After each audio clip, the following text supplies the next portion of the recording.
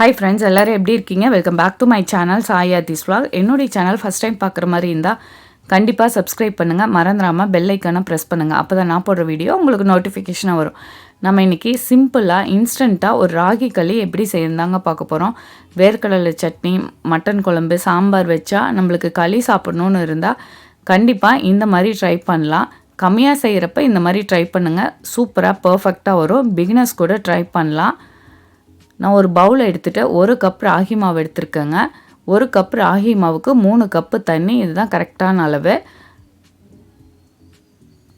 தேவையான அளவு உப்பு ஆட் பண்ணிக்கிங்க. ஆட் பண்ணிவிட்டு இப்போ 1 டம்ளர் தண்ணி மட்டும் இதில் ஆட் பண்ணுறேங்க.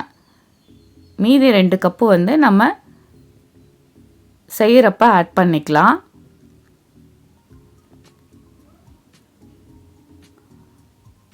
ஒரு கப்பு தண்ணி ஆட் பண்ணிவிட்டு கட்டி இல்லாமல் நல்லா மிக்ஸ் பண்ணி விட்டுக்குங்க.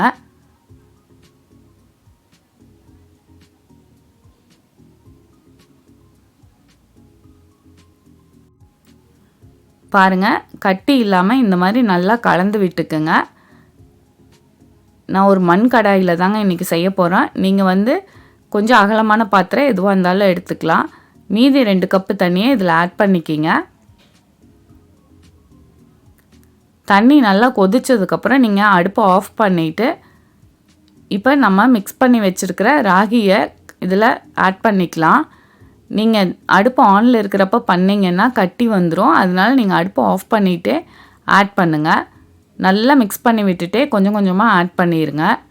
அப்போ தான் கட்டி இல்லாமல் நம்மளால் மிக்ஸ் பண்ண முடியும்.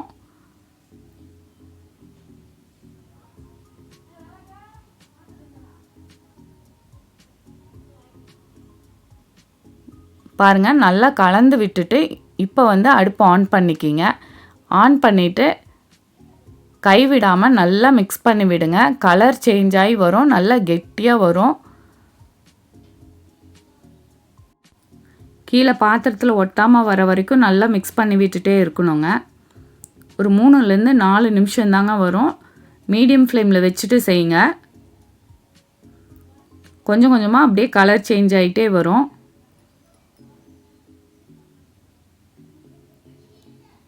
நல்லா சுருண்டு வருங்க.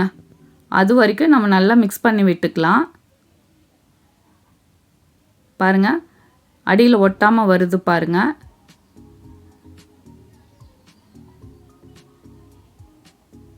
இந்த மாதிரி வரணுங்க. நல்லா கெட்டியாக வந்ததுக்கப்புறம் லோ ஃப்ளேமில் வச்சுட்டு 1 நிமிஷம் லிட்டை போட்டு மூடிடுங்க. பாருங்கள், தண்ணி தொட்டு பார்க்குறப்ப நல்லா வெந்து ஒட்டாமல் வரும். இந்த மாதிரி வந்ததுக்கப்புறம் நீங்கள் அடுப்பை ஆஃப் பண்ணிவிட்டு லைட்டாக ஆற வச்சதுக்கப்புறம் ஒரு பவுலில் போட்டு இந்த மாதிரி உருண்டை பண்ணி எடுத்துட்டிங்கன்னா சூப்பரான இன்ஸ்டன்ட் ராகி களி ரெடி. உங்களுக்கு பிடிச்ச கறி குழம்பு, நிலக்கடலை சட்னி எதுக்கு வேணாலும் சர்வ் பண்ணிக்கலாம். கண்டிப்பாக இது உங்கள் வீட்டில் ட்ரை பண்ணி பாருங்கள். உங்கள் ஃப்ரெண்ட்ஸ்க்கு ஷேர் பண்ணுங்கள். என்னுடைய சேனல் சாயாதிஸ் vlog லைக் பண்ணுங்கள், ஷேர் பண்ணுங்கள், சப்ஸ்கிரைப் பண்ணுங்கள். மறந்துடாமல் பெல் ஐக்கானை ப்ரெஸ் பண்ணுங்கள். தேங்க்யூ.